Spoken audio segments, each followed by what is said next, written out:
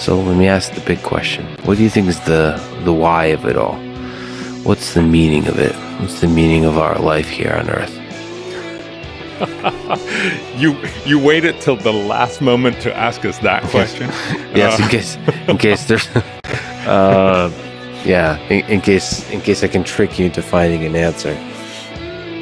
Well, so I mean, again, I'm just going to take a stab in this because I think in some ways it's the same thing that you were talking about before. It's not about getting everybody sort of on the same track and all agree on something, but it's about getting a lot of people with very different, goals and targets and ways of thinking about the world to go in the same direction. So for me, the goal of life, certainly my goal, but I think for most people, is to make the world a better place.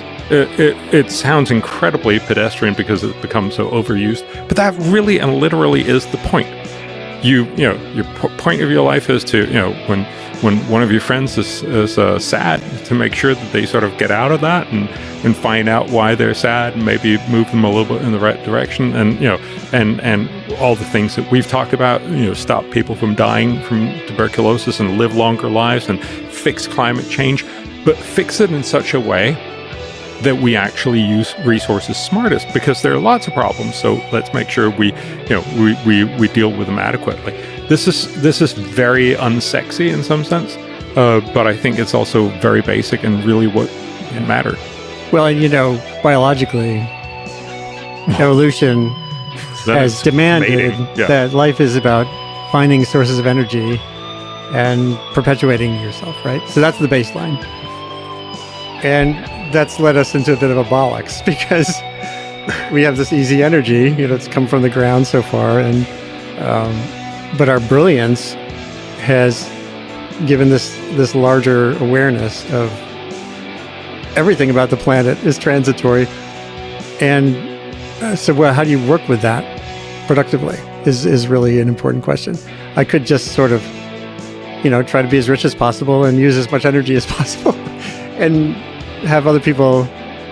I mean, Alex Epstein, I think, again, this is one of the constraints on my support for what he says, is he's just talking about growth and progress in that sense. But there are consequences, and there are long-term trajectories here that have to be taken into account too. So what do you wake up to do? To me, it's finding your part of this.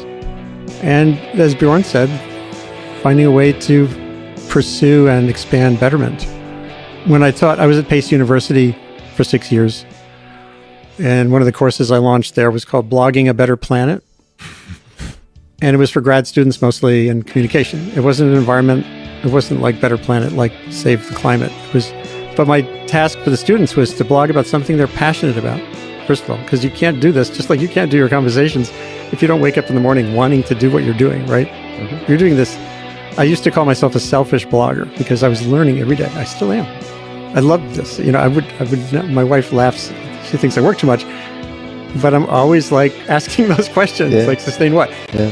So my charge to the students was harness a passion, build a blog, either alone or with others, that notches the world a little bit towards some better outcome. And so there was a musician who did a thing on musicians who use their art for their work for making the world better. Some of it was like music therapy, bands contributing money, whatever. Another one her blog was on comfort food all around the world. And I thought it was my favorite. It was a video. I think it should be viral, actually. It was like looking at the world, every different cultures. She was in Queens. So every culture, every cuisine is there in Queens, 200 countries. Right? Yeah. But she would go and talk to people's moms and have them cook the food of that country that's their comfort food. I mean, I just love this because we all need to eat. And you're getting this expanded sense of what comfort is by thinking about what other cultures choose. And that felt like a great course because it was not directive. It was just, it gave them this potential to go forward. I'd love to think they've all gone on to become superstar, whatever is, I don't know. That's the giving, that's the letting go part. Even if one did something special, then that makes me feel job done. And, after I'd been writing about climate for 30 years, 2016-ish, I did a lot of writing about what did I learn, unlearn and stuff. And I had had a stroke in 2011, which was interesting. It was the first time I really thought about my brain. You don't think about your brain on a day-to-day basis. But this is my brain telling me, ding, ding, ding, ding, some weird shit's happening.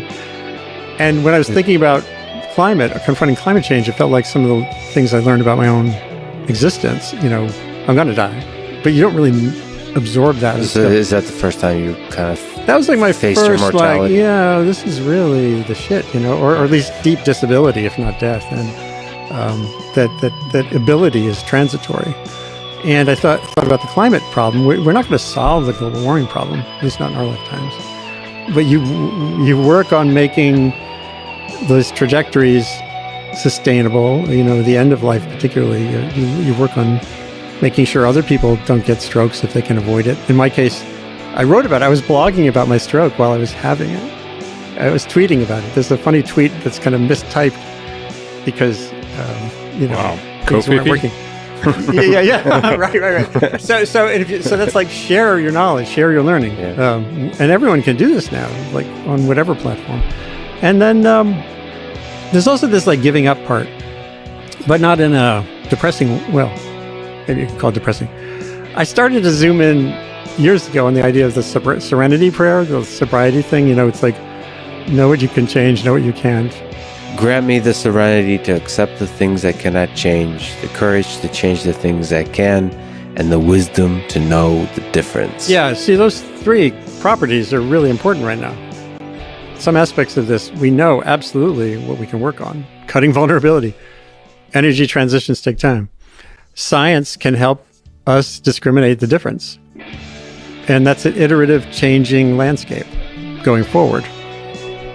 But at the same time, science, like I personally, on climate modeling or like narrowing how hot it's going to get or more clarity on when an ice sheet is going to collapse, I think those are what I call known unknowables. So being able to, I've seen enough evidence that those are deeply complex problems that we're not going to get there quickly. So then that gives you a landscape to act on.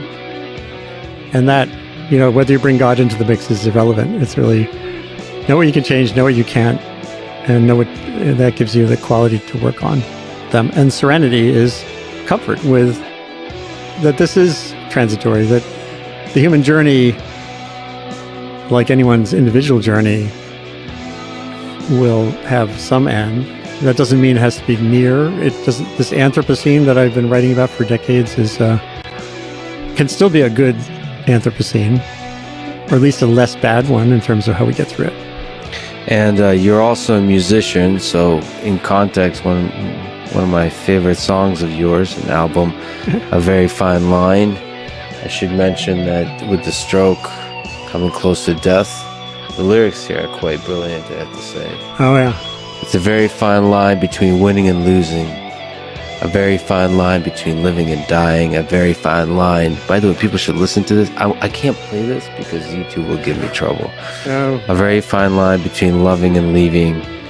Most of your life you spend walking a very fine line. And the rest of the lyrics are just quite brilliant.